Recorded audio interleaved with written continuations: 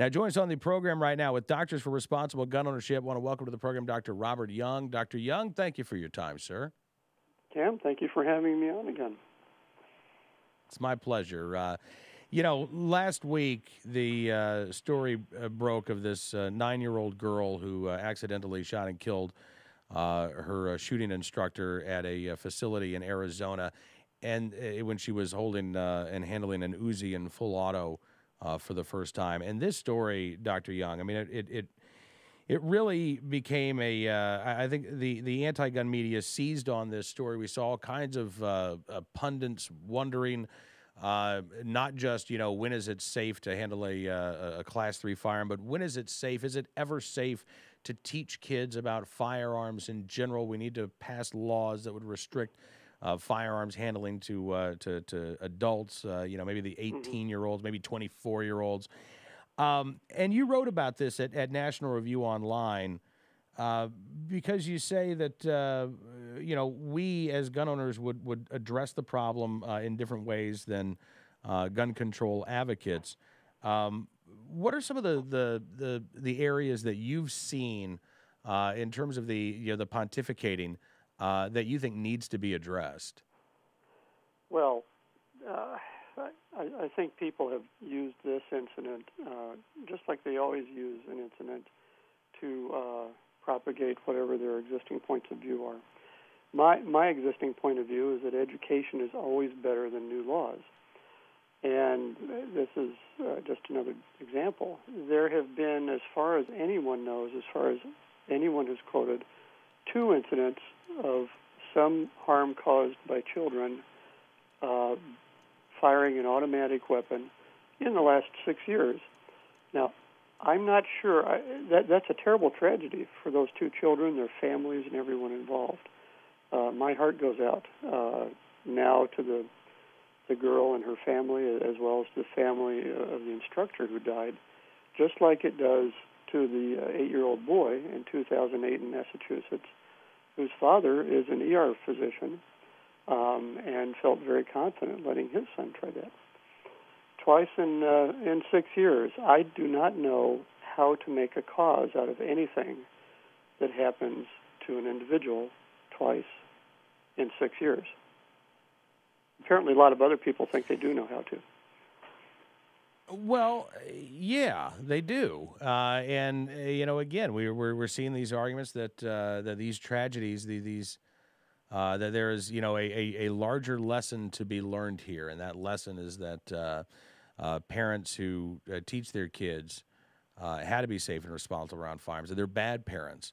There's no real, what kind of parent? I mean, I even saw this asked: what kind of parent would want their child to learn how to use a gun? And the answer is there are all kinds of parents who have introduced their kids to firearms in a safe and responsible manner. Trap shooting is the fastest growing high school sport in the state of Minnesota. You talk with competitive shooters like Molly Smith or Kim Rohde. These are individuals who got started at a young age. And in fact, I think the more, as you say, doctor, the more education, the better. The answer is not to swim in a sea of fear and ignorance. The answer is to actually learn about these issues and to educate yourself. Absolutely. Obviously, there are things to learn from incidents like this about trying to make absolutely sure that the child is physically able and ready to handle something like that. But the larger answer includes recognizing all the cases we have read about, that you've reported on many times, of children actually saving their families because they were taught how to use a gun, and it turned out they were the only people in that family available and able to do it, to defend themselves and the family. That's happened a lot more than twice in the last 6 years, hasn't it? It certainly has. And to that end, you talk about not necessarily being a one-size-fits-all policy. I would say that that's absolutely the case. I mean, I have 5 kids. My youngest are 9-year-old twins. And I can tell you, my 9-year-old twins are very different when it comes to their ability to control and handle a firearm. My 9-year-old daughter is taller than some grown women. My 9-year-old son is kind of smaller than average for his age. So there's a huge disparity, and it's up to me as a parent. It's up to the firearms instructors that they are around to make that determination as to what would be appropriate for these two individuals who are the same chronological age. I mean, the 5 minutes separate them, but they're two very different individuals. Absolutely, yes.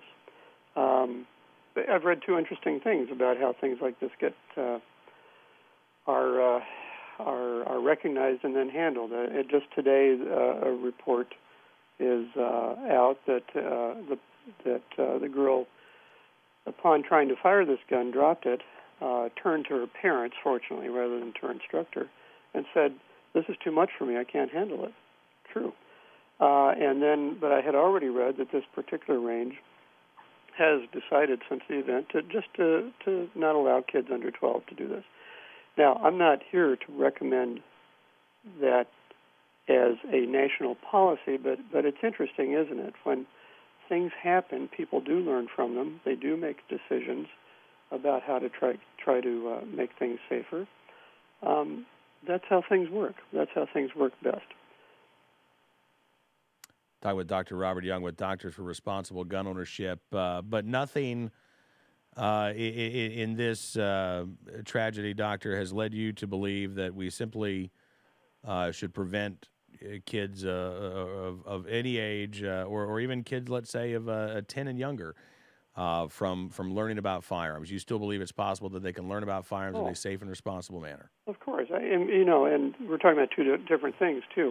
On the one hand, this incident involved an automatic weapon, which anyone, not me, but anyone who's been through the military and has tried to fire one, grown men will tell you is much harder to handle than a single-shot semi-automatic anything.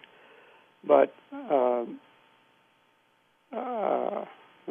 was I going? We're also talking about firearms in general.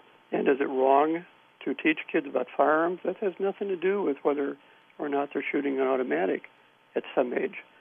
All kids should know about firearms, at least, of course, what to do if they run across one.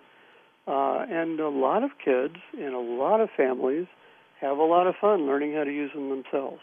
And you can use them safely, and that's good enough for me.